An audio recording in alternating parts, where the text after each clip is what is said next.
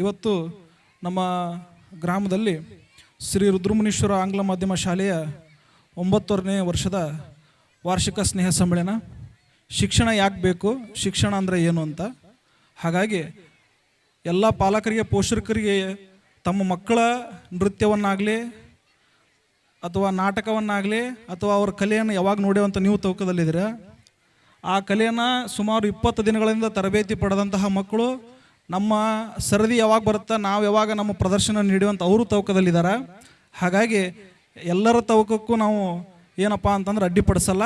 ಕೆಲವೇ ಮಾತುಗಳನ್ನು ಬೇಗ ಮುಗಿಸ್ತೀನಿ, ಬಹಳ ಲಕ್ಷ್ಯ ಕೊಟ್ಟು ಕೇಳ್ರಿ. ಒಬ್ಬ ತಂದೆ ಈಗ ಹೆಂಗೆ ಆಗ್ಬಿಟ್ಟದ ಅಂತಂದ್ರೆ, ನಮ್ಮ ಈ ಒಂದು ಕಾರ್ಯಕ್ರಮ ಜಾತ್ರೆ ಅನ್ನೋಷ್ಟರ ಮಟ್ಟಿಗೆ ಅಂದರೂ ಏನು ಅತಿಶಯೋಕ್ತಿ ಅಲ್ಲ, ಒಟ್ಟಾರೆ ಜಾತ್ರೆ ಮಟ್ಟದಲ್ಲಿ ಈ ಒಂದು ಕಾರ್ಯಕ್ರಮದ ಆಯೋಜನೆ ಆಗದೆ. ಹಿಂಗೆ ಒಂದು ಜಾತ್ರೆ ನಡೆದಿತ್ತು. ಜಾತ್ರೆ ನಡೆದಂತಹ ಸಂದರ್ಭದಲ್ಲಿ ಏನಾಗಿತ್ತಪ್ಪ ಅಂತಂದ್ರೆ, ತಂದೆ ತನ್ನ ಮಗನನ್ನು ಕರ್ಕೊಂಡು ಜಾತ್ರೆಯಲ್ಲಿ ಹೋಗ್ತಾ ಇದ್ದ. ತನ್ನ ಮಗನನ್ನು, ನೀವೆಲ್ಲ ಸಹಜವಾಗಿ ನಿಮ್ಮ ಜೀವನದಲ್ಲೂ ನಡೆದಂತಹ ಘಟನೆ, ಎಲ್ಲರ ಜೀವನದಲ್ಲಿ ಒಂದು ಘಟನೆ ಸಂಭವಿಸಿರುತ್ತೆ. ತನ್ನ ಮಗನನ್ನು ಕೈ ಹಿಡ್ಕೊಂಡು ಜಾತ್ರೆಯಲ್ಲಿ ಕರ್ಕೊಂಡು ಹೋಗ್ತಾ ಇದ್ದ. ನಿಮ್ಮ ಮಕ್ಕಳು ಸಹಜವಾಗಿ ನಿಮ್ಮ ಕೈ ಹಿಡ್ಕೊಂಡು ಹೋಗುವಂಥ ಸಂದರ್ಭದಲ್ಲಿ ಜಾತ್ರೆಯಲ್ಲಿ ಏನು ಮಾಡ್ತಾವ ಅಂತಂದ್ರೆ, ಅಪ್ಪ ಅದು ನನಗೆ ಅದನ್ನು ಕೊಡಿಸು, ನನಗೆ ಬಲೂನ್ ಕೊಡಿಸು, ನನಗೆ ಲೈಟ್ ಕೊಡಿಸು, ನನಗೆ ಆಟಿಕೆ ಕೊಡಿಸು. ಸಹಜವಾಗಿ ನಿಮಗೂ ಕೇಳ್ತಾವಿಲ್ರಿ? ಹಂಗೆ ಕೇಳ್ತಾ ಇತ್ತಂತ ಮಗು. ತಂದೆ ಹೇಳ್ತಾ ಇದ್ದಂತ, ನೋಡಪ್ಪ ನಾನು ರೊಕ್ಕ ತಂದಿಲ್ಲ ಮತ್ತು ಬರೋಣ ಬಾ ಜಾತ್ರೆಗೆ ಅಂತಿದ್ದಂತ. ಹಾಗೆ ಜಾತ್ರೆಯಲ್ಲಿ ಮುಂದೆ ಹೋಗೋಣಂತ ಫಸ್ಟ್ ಬಲೂನ್ ಕೇಳಿದಂತ ಮಗ, ಇಲ್ಲ ರೊಕ್ಕ ತಂದಿಲ್ಲ. ಹಿಂಗೆ ಸಮಾಧಾನ ಮಾಡಿ ಮತ್ತೆ ಕರ್ಕೊಂಡು ಹೋದಂತ, ನನಗೆ ಆಟಿಕೆ ಕೊಡ್ಸಂದಂತ, ಇಲ್ಲ ರೊಕ್ಕ ತಂದಿಲ್ಲ. ಅದನ್ನು ಸಮಾಧಾನ ಮಾಡಿ ಕೊನೆಯ ಪಕ್ಷ ಏನಾರು ತಿನ್ನಾಕರ ಕೊಡಿಸ್ತಾನೆ ನಮ್ಮಪ್ಪ ಅಂತ ಕೇಳ್ದಂತ. ಅಪ್ಪ ನನಗೆ ಅದನ್ನು ಕೊಡಿಸು, ಇದನ್ನು ಕೊಡಿಸು ಅಂತ ಹಠ ಮಾಡಕತ್ತಂತ. ಇಲ್ಲಪ್ಪ ಮಗನ ನಾ ರೊಕ್ಕ ತಂದಿಲ್ಲ, ಇನ್ನೊಮ್ಮೆ ಕರ್ಕೊಂಬರ್ತಂತ ಬಾ ಜಾತ್ರೆಗೆ ಅಂತ ಭಾಳ ಸಮಾಧಾನ ಮಾಡಕತ್ತಂತ. ಹಿಂಗೆ ಜಾತ್ರೆ ಸ್ವಲ್ಪ ಗದ್ದಲ, ಸ್ವಲ್ಪ ಏನಾಗತ್ತಿತ್ತು ಅಂತಂದ್ರೆ ಸ್ವಲ್ಪ ಹೆಚ್ಚಳ ಆಗ್ತಾಯಿತ್ತು, ಜನಸಂಖ್ಯೆ ಜಾಸ್ತಿ ಆಗ್ತಾಯಿತ್ತು. ಇಂಥ ಸಂದರ್ಭದಲ್ಲಿ 2 ನಿಮಿಷದಲ್ಲಿ ಏನಾಯಿತು ಅಂತಂದ್ರೆ, ತಂದೆ ಮತ್ತು ಮಗ ತಪ್ಪಿಸ್ಕೊಂಡ್ಬಿಡ್ತಾರಂತ. ಏನು ಮಾಡ್ತಾರ? ತಪ್ಪಿಸ್ಕೊಂಡ್ಬಿಡ್ತಾರ ತಂದೆ ಮತ್ತು ಮಗ. ಬಹಳ ಲಕ್ಷ್ಯ ಕೊಟ್ಟು ಕೇಳ್ರಿ, ನಿಮ್ಮ ಜೀವನಕ್ಕೆ ಭಾಳ ಅನ್ವಯ ಆಗುತ್ತಿದೆ. ತಂದೆ ಮತ್ತು ಮಗ ತಪ್ಪಿಸ್ಕೊಂಡ್ಬಿಡ್ತಾರಂತ. ಮಗ ಜೋರು ಶಾಳಕತ್ತಂತ. ಈಗ ಸಹಜವಾಗಿ ನಿಮ್ಮ ಮಕ್ಕಳು ಯಾವುದಾದ್ರೂ ಜಾತ್ರೆಯಲ್ಲಿ ಕಳ್ಕೊಂಡಾಗ ಯಾರು ನಿಮ್ಗೆ ಬಂದು ಒಪ್ಸಿರ್ತಾರ, ಅಥವಾ ನೀವೇ ಕಳ್ಕೊಂಡಂಥ ಸಂದರ್ಭದಲ್ಲಿ ನಿಮ್ಮನ್ನು ಯಾರ ಕರ್ಕೊಂಡೋಗಿ ನಿಮ್ಮ ಪಾಲಕರಿಗೆ ಒಪ್ಸಿರ್ತಾರ. ಹಂಗೆ ಮಗ ಭಾಳ ಜೋರು ಆಳಕತ್ತಂತ. ತಂದೆ ಮಗನ ಹುಡ್ಕಕತ್ತಂತ, ಮಗ ತಂದೆಯನ್ನು ಹುಡ್ಕೊಳಕತ್ತಂತ. ಈ ಒಂದು ಸನ್ನಿವೇಶನ ಜಾತ್ರೆಗೆ ಬಂದಂತಹ ಜನ ಎಲ್ಲ ನೋಡ್ತಾ ಇದ್ರಂತ. ಸಹಜವಾಗಿ ನೋಡ್ತೇವಲ್ಲ, ಯಾಕೆ ಒಂದು ಹುಡುಗ ಭಾಳ ಅಳಕತ್ತಾನ, ಅವ್ನು ಸ್ವಲ್ಪ ಸಮಾಧಾನ ಮಾಡಿ ಅವ್ನ ಪಾಲಕರು, ಪೋಷಕರು ಯಾರು ಅದಾರ ಅವ್ನಿಗೆ ಮುಟ್ಸೋ ಕೆಲಸ ಮಾಡಬೇಕು. ಅವನಿಗೆ ಅವರ ತಂದೆ ಅಥವಾ ಪಾಲಕರ ಹತ್ರ ಮುಟ್ಸೋ ಕೆಲಸ ಮಾಡಬೇಕು ಅನ್ನೋ ಸಂದರ್ಭದಲ್ಲಿ ಒಂದು 4 ಜನ ಹಿರಿಯರು, ಹಿಂಗೆ ಊರು ಹಿರಿಯರು ಬಂದ್ರಂತ. ತಂದೆ ಆ ಕಡೆ ಎಲ್ಲ ಕಡೆ ಹುಡುಕ್ತಾ ಇದ್ದಂತ. ಆ ಪಾಲಕರು ಏನು ಆ ಊರು 4 ಜನ ಹಿರಿಯರು ಇದ್ರಲ್ಲ ಬಂದ್ರಂತ. ಹುಡುಗ ಸಮಾಧಾನ ಮಾಡಿದ್ರಂತ. ನೋಡಪ್ಪ ಅಳಬೇಡ, ನಿನಗೆ ಏನು ಬೇಕು ಕೇಳು, ನಿನಗೆ ಏನು ಬೇಕು ಕೇಳು, ಸಮಾಧಾನ ಮಾಡ್ಕೊ. ನಿಮ್ಮ ಅಪ್ಪನ ಹೆಸರು ಏನು? ನಮ್ಮ ಅಪ್ಪನ ಹೆಸರು ಇಂಥದ್ದು. ಹೌದಾ, ಹುಡುಕ್ತೇವಿ, ಸಮಾಧಾನ ಮಾಡ್ಕೊ. ಮತ್ತು ಜೋರು ಅಳಕತ್ತಂತ. ನಿನಗೇನು ಬಲೂನ್ ಬೇಕೇನು? ಭಾಳ ಚಂದ ಐತಿ ಕೇಳ್ರಿ ಅದು. ನಿನಗೇನು ಬಲೂನ್ ಬೇಕೇನು? ಇಲ್ಲ, ನನಗೆ ಅಪ್ಪ ಬೇಕು. 10 ನಿಮಿಷದ ಮುಂಚೆ ಏನು ಕೇಳಿದ್ದವ? ಬಲೂನ್ ಕೇಳಿದ್ದ. ನಿನಗೆ ಅಪ್ಪ ಇದೆಯೇನೋ, ಬಲೂನ್ ಬೇಕೇನು? ಬಲೂನ್ ಕೊಡ್ಸನೇನು ನಿಮ್ಮ ಅಪ್ಪ ಸಿಗೋ ಮಠ? ಇಲ್ಲ, ನನಗೆ ಅಪ್ಪ ಬೇಕು. ಹಂಗೆ ಮತ್ತು ಜೋರು ಶಾಳಕತ್ತಂತ. ನಿನಗಿಂತ ಆಟಿಕೆ ಸಾಮಾನು ಕೊಡ್ಸನೇನು? ಬ್ಯಾಡ, ನನಗೆ ಅಪ್ಪ ಬೇಕು. ಯಾರು? ಆ ಕೂಸು. ಮತ್ತು ಜೋರು ಶಾಳಕತ್ತಂತ. ಸಿಗ್ತಾನಪ್ಪ, ಅನೌನ್ಸ್ಮೆಂಟ್ ಮಾಡ್ಸತೈತಿ, 4 ಜನ ಹಿರಿಯರು ಹುಡ್ಕೊಂಬರ್ತಾರ ಆ ಅಣ್ಣ ಇಣ್ಣ. ನೀ ಸಮಾಧಾನ ಆಗು, ನಿನಗೇನು ಬೇಕು? ನಿನಗೇನಾರು ತಿನ್ನಕ್ಕೆ ಕೊಡ್ಸ ನೀನು. ಅರ್ಥ ಆಗದಲ್ಲ? ಇಲ್ಲ, ನನಗೆ ಅಪ್ಪು ಬೇಕು. ಯಾವ ಒಂದು ಕೂಸು, ಯಾವ ಒಂದು ಮಗು 5 ನಿಮಿಷಕ್ಕೂ ಮುಂಚೆ ತನ್ನ ಅಪ್ಪನ ಜೊತೆ ಇದ್ದಂತಹ ಸಂದರ್ಭದಲ್ಲಿ ಎಲ್ಲವೂ ಬೇಕು ಅಂತ ಇತ್ತು, ಯಾವಾಗ ತನ್ನ ತಂದೆಯನ್ನು ಕಳ್ಕೊತಾನ, ಯಾವಾಗ ತನ್ನ ತಂದೆಯಿಂದ ಬೇರಾಗ್ತಾನ, ಅವಾಗ ಎಲ್ಲವನ್ನು ಕೊಟ್ಟವನಿಗೆ ಬೇಕಾಗಿರೋದೇನು? ತಂದೆನೇ ಬೇಕು ಅಂತಾನ.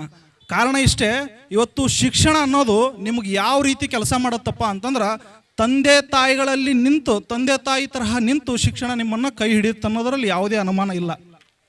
ಕಾರಣ ಇಷ್ಟೇ, ಇವತ್ತು ವಿದ್ಯಾರ್ಥಿಗಳು ಬಹಳ ಅರ್ಥ ಮಾಡ್ಕೋಬೇಕು. ಇವತ್ತು ನಿಮಗೆ ಜೀವನದಲ್ಲಿ, ಮುಂಬರುವ ಜೀವನದಲ್ಲಿ ನೀವು ಕಳ್ಕೋಬಾರ್ದು ಅಂದ್ರೆ, ನಿಮ್ಮನ್ನು ನೀವು ಕಳ್ಕೋಬಾರ್ದು ಅಂತಂದ್ರೆ ಸರಿಯಾದ ಶಿಕ್ಷಣವನ್ನು ಪಡ್ಕೊಂಡ್ರೆ ಮಾತ್ರ ಇಂತಹ ಜೀವನವನ್ನು ಕಟ್ಟಿಕೊಳ್ಳೋಕೆ ಸಾಧ್ಯ. ಇವತ್ತು ಅಂತಹ ತಂದೆ ತಾಯಿ ಸ್ಥಾನದಂತಹ ಶಿಕ್ಷಣವನ್ನು ನಮ್ಮ ಭಾಗದ ಎಲ್ಲ ಶಾಲೆಗಳು ನೀಡ್ತಾ ಇದ್ದಾವೆ. ಹಾಗೆ ನಮ್ಮ ಗ್ರಾಮೀಣ ಮಟ್ಟದಲ್ಲಿ ನಮ್ಮ ರುದ್ರಮುನೀಶ್ವರ ಆಂಗ್ಲ ಮಾಧ್ಯಮ ಶಾಲೆ ಎಷ್ಟರವರೆಗೂ ಒಳ್ಳೆಯ ಶಿಕ್ಷಣವನ್ನು ನೀಡ್ತಾ ಇದೆ ಅಂತಂದ್ರೆ ಅದ್ರ ಬಗ್ಗೆ ಹೇಳ್ತಿರೋದು. ಕಾರಣ ಇಷ್ಟೇ, ಕಳೆದ 7 ವರ್ಷದಿಂದ ನಾವು ಇಲ್ಲಿ ಊರಿಗೆ ಬಂದು 7 ವರ್ಷ, 7.5 ವರ್ಷದಿಂದ ನಮ್ಮ ಗಿರಿಧರ್ ಪೂಜಾರ್ ಅವರ ಒಡನಾಟ. ಬಹಳ ವಿಶೇಷ ಒಂದು ಅಬ್ಸರ್ವ್ ಮಾಡಿರಿ. ಇಲ್ಲಿ ಬಂದಂತಹ ಅನೇಕ ವ್ಯಕ್ತಿಗಳು ಮಾನವಿಯಲ್ಲಿ ಶಿಕ್ಷಣ ಸಂಸ್ಥೆಯನ್ನು ನಡೆಸೋಂಥವ್ರು. ಮಾತಲ್ಲಿ ಏನು ಹೇಳಿದ್ರು ಗೊತ್ತಾ, ಅವರು ಮಾತಾಡುವಾಗ ಏನು ಹೇಳಿದ್ರು ಗೊತ್ತಾ, ನಿಮ್ಮ ಮಕ್ಕಳನ್ನು ಮಾನವಿ ಕಳ್ಸಕ್ಕೆ ಹೋಗ್ಬೇಡ್ರಿ, ಯಾವುದೇ ಪಟ್ಟಣಕ್ಕೆ ಕಳ್ಸಕ್ಕೆ ಹೋಗ್ಬೇಡ್ರಿ, ನಿಮ್ಮೂರಲ್ಲೇ ಶಿಕ್ಷಣವನ್ನು ಕೊಡಿಸ್ರಿ. ಕಾರಣ ಅವರಿಗೆ ಗಿರಿಧರ್ ಪೂಜಾರಿ ಅವರ ಮೇಲೆ ಇರುವಂತಹ ಅತಿಯಾದ ಅಥವಾ ಆತ್ಮವಿಶ್ವಾಸ ಮತ್ತು ಅವ್ರ ಮೇಲೆ ಇಟ್ಟಂತಹ ಬಲವಾದಂತಹ ನಂಬಿಕೆ ಅನ್ನೋದನ್ನು ಯಾರೂ ಕೂಡ ಮರಿಬಾರ್ದು. ಬಂದಂಥವ್ರು ಹೇಳ್ತಾ ಇದ್ರು, ಗಿರಿಧರ್ ಸರ್ ಅಂದ್ರೆ ಏನಪ್ಪ ಅಂತಂದ್ರೆ ಅವರು ಶಿಕ್ಷಣದ ಬಗ್ಗೆ ಹೇಳ್ತಾ ಇದ್ರು, ಅವರು ಜ್ಞಾನವಂತರು ಅಂತ ಅನೇಕ ವಿಷಯಗಳನ್ನು ಹೇಳಿದರು. ಎಲ್ಲರೂ ಹೇಳಿದ್ದು ಒಂದೇ ಮಾತು, ಚೆನ್ನಾಗಿ IAS KS ಕೋಚಿಂಗ್ ಕೊಡ್ತಾರ. ಹಂಗೆ ಅವು ಒಟ್ಟಾರೆ ಅವ್ರು ಹೇಳಿದ ಮಾತು ಗಿರಿಧರ್ ಪೂಜಾರ್ ಅಂತಂದ್ರೆ ನಮ್ಮ ಕಣ್ಣು ಮುಂದೆ ಬರೋದೇನಪ್ಪ ಅಂತಂದ್ರೆ ಒಬ್ಬರು ಉಪನ್ಯಾಸಕರು, ಒಬ್ಬ ಗೈಡರು, ಒಬ್ಬ ಶಿಕ್ಷಣ ಏನಪ್ಪ ಅಂತಂದ್ರೆ ತತ್ವಶಾಸ್ತ್ರ ಶಿಕ್ಷಣದ ಬಗ್ಗೆ ಒಬ್ಬ ಏನಪ್ಪ ಅಂತಂದ್ರೆ ಬೋಧಕರು ಅನ್ನೋ ಮಾತನ್ನು ಹೇಳಿದರು. ಆದರೆ ನೆನಪಿರಲಿ, ನಾನು ನೋಡಿದ ಹಂಗೆ ಗಿರಿಧರ್ ಪೂಜಾರ್ ಅಂತಂದ್ರೆ ಒಬ್ಬರು ಆಲ್ರೌಂಡ್ರ್ ಅಂತ. ನೀವು ಯಾವಾಗಲೇ ಫೋನ್ ಹಚ್ಚಿರಿ ಅಥವಾ ಎಲ್ಲರೂ ಇರ್ರಿ, ಒಂದು ದೇವಸ್ಥಾನದಾಗ ಇರ್ತಾರ, ಇಲ್ಲ ಅಂತಂದ್ರೆ ಶಾಲೆಯಲ್ಲಿ ಇರ್ತಾರ, ಅದು ಇಲ್ಲ ಅಂತಂದ್ರೆ ಬೆಂಗಳೂರಾಗ ಟೀಚಿಂಗ್ ಹೋಗಿರ್ತಾರ. ಕಾರಣ ಇಷ್ಟೇ, ಇವತ್ತು ಯಾವುದೇ ಕೆಲಸ ಇದ್ರೂ ಕೂಡ ಬಹಳ ಅಂದ್ರೆ ಬಹಳ ಆಶ್ಚರ್ಯ ಆಗುತ್ತಾ. ಕೆಲವೊಂದು ಸಂದರ್ಭದಲ್ಲಿ ನೀವು ಭಾಳ ಹೆಮ್ಮೆ ಪಡಬೇಕು, ಇಂಥ ಶಿಕ್ಷಣ ಸಂಸ್ಥೆಗೆ ಅಂಥ ಅಧ್ಯಕ್ಷರು ಸಿಕ್ಕಿದ್ದು. ಒಂದೆರಡು ಸಂದರ್ಭದಲ್ಲಿ ಏನಪ್ಪ ಅಂತಂದ್ರೆ ನಮ್ಮ ಡ್ರೈವರಿಗೆ ಹುಷಾರಿಲ್ಲದಂಥ ಸಂದರ್ಭದಲ್ಲಿ ಮಕ್ಕಳನ್ನು ಅವರೇ ಕರ್ಕೊಂಡು ಬಂದಿದ್ದನ್ನು ನಾನು ಸ್ವತಃ ನೋಡಿದ್ದೇನೆ. ಯಾಕಂತಂದರೆ ಅದು ಆ ಶಿಕ್ಷಣ ಸಂಸ್ಥೆ ಬಗ್ಗೆ ಮತ್ತು ನಿಮ್ಮ ಮಕ್ಕಳ ಬಗ್ಗೆ ಅವ್ರಿಗಿರುವಂತಹ ಕಾಳಜಿ. ಒಟ್ಟಾರೆ ಇವತ್ತೇನು ಈ ಒಂದು ಕಾರ್ಯಕ್ರಮದ ಐತಲ್ಲ, ಬಹಳ ಅತ್ಯಂತ ಅಚ್ಚುಕಟ್ಟಾದಂತಹ ಕಾರ್ಯಕ್ರಮ. ಅಜ್ಜ ಹೇಳ್ತಾ ಇದ್ರು, ಶಿಕ್ಷಣ ಸಂಸ್ಥೆ ನಮ್ದಲ್ಲ ಅಜ್ಜಾರದಂತ. ನಾ ಅಧಿಕಾರ ಆದ ನಂತರ ಪ್ರತಿ ವರ್ಷ ಅವ್ರೊಂದು ಪದ್ಧತಿ ಹಾಕೊಂಡ್ಬಿಟ್ಟಾರ. ಮಾರ್ಚ್ ಎಂಡ್ ಬಂತು ಅಂತಂದ್ರೆ ಶಿಕ್ಷಣ ಸಂಸ್ಥೆ ಎಲ್ಲ ಲೆಕ್ಕಪತ್ರಗಳು ಹಿಂಗದ ನೋಡ್ರಿ ಬುದ್ಧಿ ನಿಮ್ಮ ಗಮನಕ್ಕಿರಲಿ ಅಂತಂದು ಎಲ್ಲ DTP ಮಾಡಿ ಕಳಿಸ್ಬಿಡ್ತಾರೆ. ಒಂದಿನ ನನಗೆ ನೋಡಿ ಭಾಳ ಆಶ್ಚರ್ಯ ಆಯ್ತು. ಅಲ್ರಿ, ನೀವು ನಿಮ್ಗೆ ಕ್ರೆಡಿಟು ಡೆಬಿಟ್ ನೋಡಿಬಿಟ್ರೆ ಎಲ್ಲಿಂದ ಎಲ್ಲಿಗೆ ಅಜಗಜ ಅಂತಾರೆ, ನೀವು ಎಲ್ಲಿಂದ ತರ್ತೀರಿ ಅಂತ ಕೇಳಿದೆ.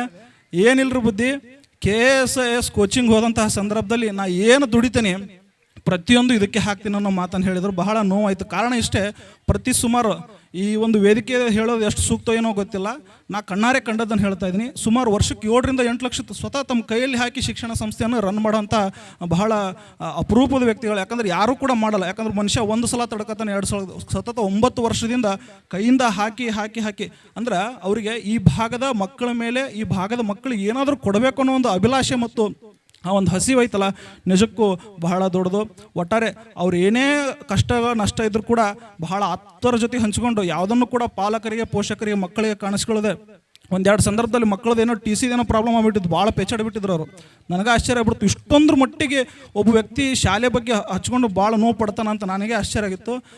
ಇಂತಹ ಎಲ್ಲ ಸಂದರ್ಭವನ್ನು ನೋಡಿದಂಥ ಸಂದರ್ಭದಲ್ಲಿ ಒಟ್ಟಾರೆ ಅವ್ರ ಹಸಿವು ಯಾಕಪ್ಪ ಅಂತಂದ್ರೆ ಈ ಭಾಗದ ಮಕ್ಕಳಿಗೆ ಒಳ್ಳೆಯ ಶಿಕ್ಷಣ ಕೊಡಬೇಕು ಅನ್ನೋದು. ಹಾಗಾಗಿ ಹೇಳೋದಲ್ಲ, ಶಿಕ್ಷಣ ಅನ್ನೋದು ಬಹಳ ದೊಡ್ಡದು. ಅಂತಹ ಶಿಕ್ಷಣ ನಮ್ಮ ಭಾಗದ ಎಲ್ಲ ಮಕ್ಕಳಿಗೂ ಸಿಗಬೇಕು ಅನ್ನೋ ಅವ್ರ ಹಸಿವು ನೀಗಲಿ ಅನ್ನೋ ಮಾತನ್ನು ತಿಳಿಸ್ತಾ, ಎಲ್ಲ ಗಣ್ಯಮಾನ್ಯರು ಕೂಡ ಅವರ ಏನು ಈ ಒಂದು ವೃತ್ತಿ ಬಗ್ಗೆ ಆಗಲಿ, ಪ್ರವೃತ್ತಿ ಬಗ್ಗೆ ಎಲ್ಲವನ್ನು ವಿಚಾರವನ್ನು ಹೇಳಿದ್ದಾರೆ. ಏನು ಶಿಕ್ಷಣ ಸಂಸ್ಥೆ ಬಗ್ಗೆ ಹೇಳೋದಾದರೆ, ಪಾಲಕರ ಬಗ್ಗೆ ಹೇಳೋದಾದರೆ, ಪೋಷಕರ ಬಗ್ಗೆ ತಮ್ಮ ಒಂದೆರಡು ಸಲಹೆಗಳು.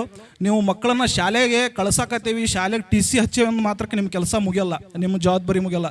ನಿಮ್ಮ ಜವಾಬ್ದಾರಿ ಏನಪ್ಪ ಅಂತಂದ್ರೆ, ನೀವು ಶಾಲೆಗೆ ಮಕ್ಕಳಿಗೆ ಹಚ್ಚಿದ ತಕ್ಷಣ ಶಾಲೆ ಜೊತೆ ನಿಮ್ಮ ಒಡನಾಟ, ನಿಮ್ಮ ಸಂಬಂಧ, ನಿಮ್ಮ ಬಾಂಧವ್ಯ ಸದಾ ಇರಬೇಕು. ಬಹಳ ಜನ ಏನಾಗ್ಬಿಟ್ಟದಂತಂದ್ರೆ, ಇಲ್ಲಂತಲ್ಲ ಅನೇಕ ಕಡೆ ಏನಾಗ್ಬಿಟ್ಟದಂತಂದ್ರೆ, ಮಕ್ಕಳನ್ನ ಶಾಲೆಗೆ ಹಚ್ಚಿಬಿಟ್ಟೇವಿ ಅಂತಂದ್ರೆ ಮುಗೀತು.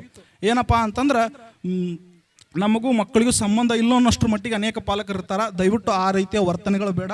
ಮಕ್ಕಳಿಗೂ ನಿಮಗೂ ಎಷ್ಟು ಬಾಂಧವ್ಯ ಇರುತ್ತೋ ಹಾಗೆ ಶಿಕ್ಷಣ ಸಂಸ್ಥೆಗೂ ಮತ್ತು ಪಾಲಕರಿಗೂ ಅಷ್ಟೇ ಬಾಂಧವ್ಯ ಇರಬೇಕು. ಕಾರಣ ನಿಮ್ಮ ಮಕ್ಕಳು ಏನು ಓದಾಕತ್ತಾರ, ಓದೋಂಥ ಸಂದರ್ಭದಲ್ಲಿ ಎಲ್ಲಿ ಎಡವಾಕತ್ತಾರ, ಅದ್ರ ಜೊತೆ ಶಿಕ್ಷಕರ ಜೊತೆ ಬಂದು ನೀವು ಅದನ್ನು ಚರ್ಚೆ ಮಾಡಬೇಕು. ಯಾಕಂತಂದ್ರೆ ನಿಮ್ಮ ಮಕ್ಕಳು ನಿಮ್ಮ ಆಸ್ತಿ. ಮಕ್ಕಳಿಗೆ ಆಸ್ತಿ ಮಾಡೋದ್ರ ಬದಲಿ ಸರಿಯಾದ ಶಿಕ್ಷಣವನ್ನು ಕೊಡಿಸಿದರೆ ಅವರೇ ನಿಮ್ಮ ಆಸ್ತಿ.